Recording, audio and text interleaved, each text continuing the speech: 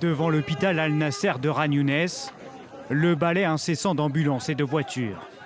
Ici, une femme lourdement blessée est emmenée en urgence par le personnel soignant. Depuis 2 jours, la ville est prise pour cible par l'armée israélienne.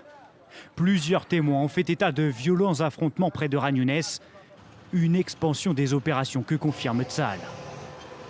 Des avions de combat ont frappé dans la bande de Gaza. Ce sont des frappes très importantes, précises et basées sur le renseignement. En outre, nous élargissons nos opérations terrestres contre les bastions du Hamas dans toute l'enclave palestinienne. Depuis lundi, les grondements de dizaines de chars et de bulldozers se font entendre au nord de Khan Younes. Le but, encercler et isoler la ville de 400 000 habitants.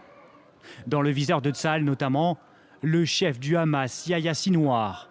Selon les autorités israéliennes, il se trouverait actuellement caché à Khan Younes.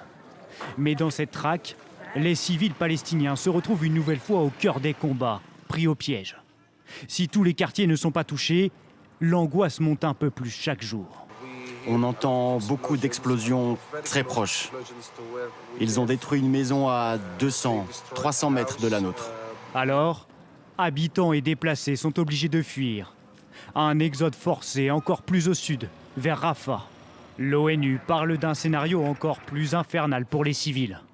Au total, 1,8 million de personnes ont déjà été déplacées dans la bande de Gaza, soit 80% de la population.